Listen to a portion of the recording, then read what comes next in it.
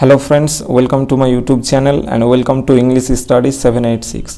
তো ফ্রেন্ডস, এর আগের দিন আমরা দ্য পাসিং অ্যাওয়ে অফ বাপু নয়নতারা সেহগালের লেখা এটার আমরা ইউনিট 2 এর এটা ক্লাস করেছি। আজকে সেই ইউনিট 2 এরই যেটুকু বাকি ছিল সেটুকু করতে যাচ্ছি। তো দেখো, এর আগের দিন আমরা হরিজন ইন দ্য ডিস্টেন্স পর্যন্ত করেছিলাম। আজকে তারপর থেকে করতে যাচ্ছি নেক্সট থেকে। দেখো, মোর ওভার এছাড়াও to walk was often the only way open to the average Indian. বলছে এছাড়াও বেশিরভাগ ভারতবাসীর কাছে, ভারতীয় জনগণের কাছে হাঁটাই একমাত্র সহজলভ্য উপায়। মোর ওভার এছাড়াও to walk was often the only way open to the average Indians. বেশিরভাগ ভারতবাসীর কাছে, বা বলা যায় যে এটাই ভারতবাসীর কাছে, মানে হাঁটাটাই ভারতবাসীর কাছে একমাত্র সহজলভ্য উপায়। It required no vehicle except his own body. বলছে এটা নিজের শরীর ছাড়া কোনো যানবাহনের প্রয়োজন ছিল না, এতে নিজের শরীর ছাড়া কোনো যানবাহনের প্রয়োজন ছিল না। And cost him nothing but his energy, এবং এনার্জি ছাড়া কোনো অর্থ ব্যয়েরও প্রয়োজন ছিল না। Gandhiji took this necessity, Gandhiji এই প্রয়োজনীয়তাটুকু গ্রহণ করেছিলেন বা আবশ্যকতাটি গ্রহণ করেছিলেন। As he took much that was commonplace, যেমন তিনি গ্রহণ করেছিলেন সাধারণ আরও অনেক জিনিস। অ্যান্ড ট্রান্সফর্মড ইট, এবং এটাকে পরিবর্তন করেছিলেন বা রূপান্তরিত করেছিলেন ইন্টু আ জয়ফুল এফোর্ট, একটি আনন্দপূর্ণ প্রচেষ্টায়। তাই এবার দেখে নাও, মোর ওভার এছাড়াও to walk was often the only way open to the average Indian. এছাড়াও হাঁটাটাই ভারতবাসীর কাছে একমাত্র সহজলভ্য উপায় হিসেবে ছিল। It required no vehicle except his own body, নিজের দেহ ছাড়া আর কোনো যানবাহনের প্রয়োজন ছিল না এতে। হাঁটতে গেলে নিজের দেহ ছাড়া কোনো যানবাহনের প্রয়োজন হয় না। And cost him nothing but his energy, এবং এনার্জি ছাড়া কোনো টাকাও খরচ হয় না বা কোনো অর্থ ব্যয় হয় না। Gandhiji took this necessity, Gandhiji এই আবশ্যকতাটি গ্রহণ করেছিলেন বা এই প্রয়োজনীয়তাটুকু গ্রহণ করেছিলেন। As he took much that was common place, যেমন তিনি গ্রহণ করেছিলেন সাধারণ আরও অনেক জিনিস।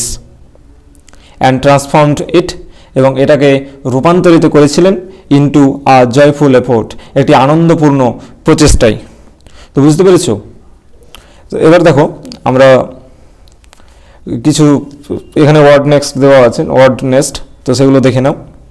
স্টাফ, স্টাফ মানে বলছে ওয়াকিং স্টিক, মানে হাঁটার লাঠি, অর্থাৎ হাঁটার সময় যে মানুষজন লাঠি ব্যবহার করে, লাঠি ইউজ করে, সেটাই হচ্ছে ওয়াকিং স্টিক। এখানে ক্ল্যারিটি মানে হচ্ছে ability to clear think about or understand something, কোনো কিছু বোঝার যে ক্ষমতা, পরিষ্কার হয়ে বোঝার যে ক্ষমতা বা দক্ষতা, সেটাকে বলা হচ্ছে ক্ল্যারিটি। আর কমন প্লেস মানে হচ্ছে অর্ডিনারি, মানে হচ্ছে সাধারণ। এবার কম্প্রেহেনশন এক্সারসাইজগুলো আছে নিচে, তো আমরা এবার কম্প্রেহেনশন এক্সারসাইজগুলো করব। তো দেখো, 4, choose the correct alternative to complete the following sentences. উপযুক্ত মানে সঠিক উত্তরটি নির্বাচন করে বাক্যগুলো পূরণ করো, বা বাক্যগুলো পূরণ করার জন্য সঠিক উত্তরটি নির্বাচন করো। তো এবার দেখো, গান্ধীজির ফিউনারাল, গান্ধীজির শেষকৃত্য ওয়াজ টু টেক প্লেস, মানে করা হয়েছিল, গান্ধীজির শেষকৃত্য করা হয়েছিল। অর্থাৎ গান্ধীজির কী বলবো, ফিউনারাল মানে হচ্ছে শেষকৃত্য, অর্থাৎ মারা যাওয়ার পরে তার যে শেষকৃত্য করা হয়, হয়তো পুরোহিত ডেকে শেষকৃত্য করা হয়, বা মুসলিমদের ক্ষেত্রে মৌলানা ইমামদের ডেকে যেমন শেষকৃত্য সম্পাদন করা হয়, সেই শেষকৃত্যটা গান্ধীজির সমাপ্ত করা হয়েছিল, শেষকৃত্যটা করা হয়েছিল কবে? তো কবে, এটার উত্তর হচ্ছে গান্ধীজির funeral was to take place, গান্ধীজির শেষকৃত্য সম্পাদন করা হয়েছিল। এটার সঠিক অ্যান্সার হয়ে যাবে অপশান 3। দেখো, 1 day আফটার হিজ ডেথ, অর্থাৎ গান্ধীজির মৃত্যুর একদিন পরে গান্ধীজির শেষকৃত্যের অনুষ্ঠান আয়োজন করার কথা হয়েছিল। 1 day আফটার হিজ ডেথ, তার মৃত্যুর একদিন পরে। গান্ধীজির funeral was to take place 1 day after his death, তো অপশান সি হচ্ছে সঠিক অ্যান্সার। বিয়ের দেখো, Padmashri was Mrs Naidu's. Padmashri Mrs নাইডুর কে ছিলেন? তো আমরা পড়তে গিয়ে দেখেছি, দেখো এই পৃষ্ঠায় ইউনিট 2 যেখানে লেখা আছে সেখানে দেখো, এখানে দেখো সেকেন্ড লাইনে দেখো, পদ্মশ্রী মিসেস নাইডুজ ডটার। পদ্মশ্রী ছিলেন মিসেস নাইডুর মেয়ে। তো পদ্মশ্রী ওয়াজ মিসেস নাইডুজ ডটার, মেয়ে ছিলেন। অপশন 4 সঠিক আনসার। দেখো পরের পেজে,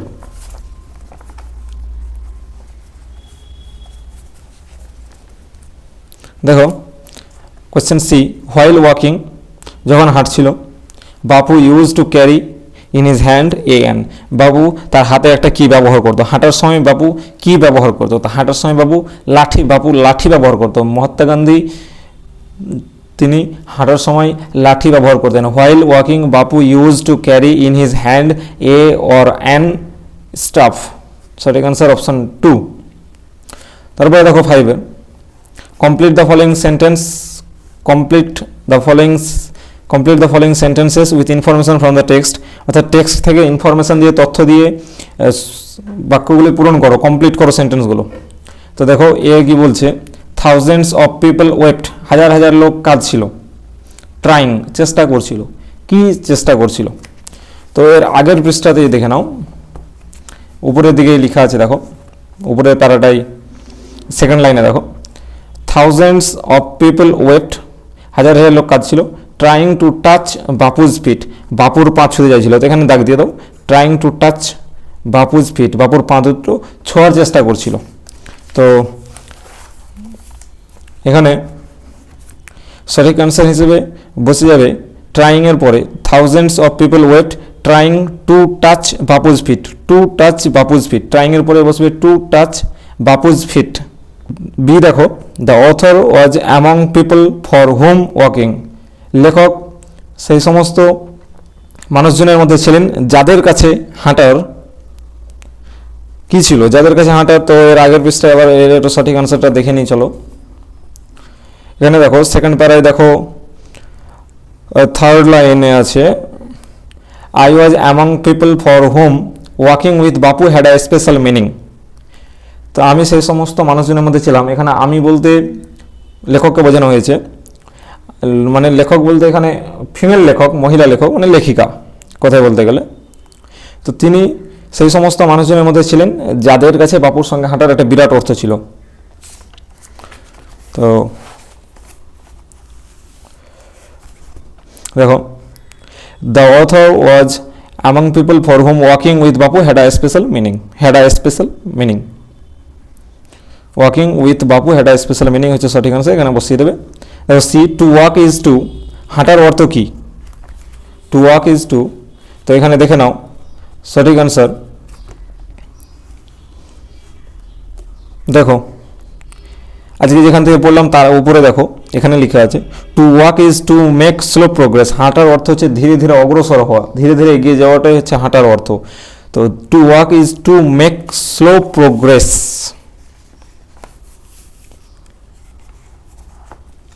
ঠিক আছে, দেখো two walk is to make slow progress. এবার দেখো 6-এর কোশ্চেন, দেখো এখানে কিছু বিবৃতি দেওয়া আছে এবং তার কারণটা বলতে হবে। একটা ঘটনা দেওয়া আছে বা স্টেটমেন্ট দেওয়া আছে, তার রিজনটা আমাদেরকে পাশে লিখে দিতে হবে। ঠিক আছে,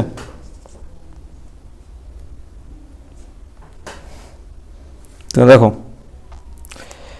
কি বলছে, ইট ওয়াজ ইম্পসিবল টু মুভ, মানে হাঁটাটা নড়াচড়া করাটাই অসম্ভব ছিল,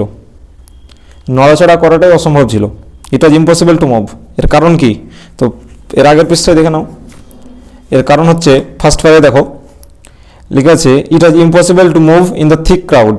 ঘন ভিড়ের মধ্যে হাঁটাটা ছিল অসম্ভব, কারণ ঘন ভিড় ছিল।